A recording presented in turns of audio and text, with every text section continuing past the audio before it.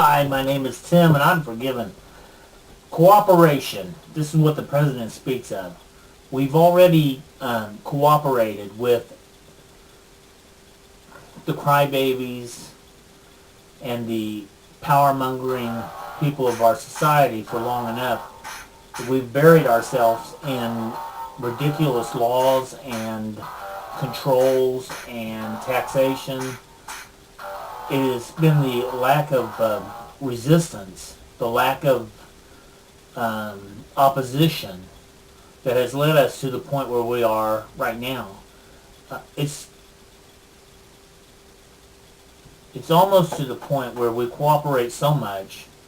It's like the frog in boiling water. You know, if you put him in when it's cold and turn it on before he knows that he's cooked. Well, we cooperated not because we wanted what they wanted. We thought what they wanted was good. We cooperated because we figured it won't hurt. You know, this will just, eventually everything will iron out. Well, everything has played out, but it hasn't ironed out. We find ourselves in very difficult times right now, and virtually there's two reasons. There's two reasons why we're in difficult times. Number one is we don't rely on ourselves anymore. That's the number one problem. And that's one of the problems. The number one problem is that politicians don't have the people at heart.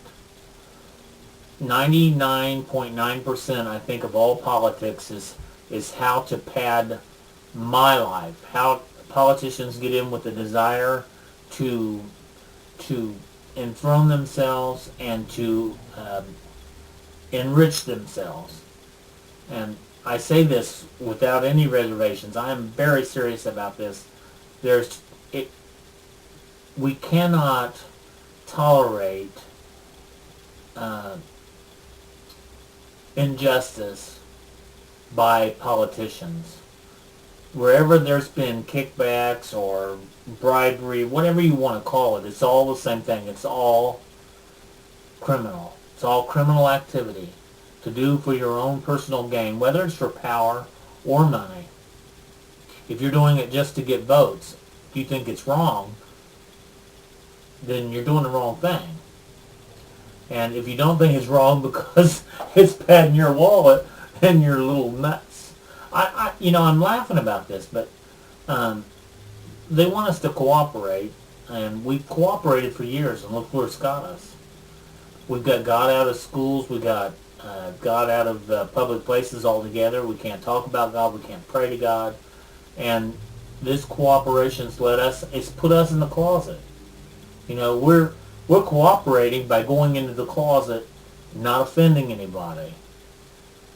When, you go after the guys with the money and tax us, well, it doesn't hurt me. Well, in the short run, it may not hurt you. Taxation may not hurt you in the short run, but in the long run, any taxation destroys you. We cooperated with this because it was always the other guy.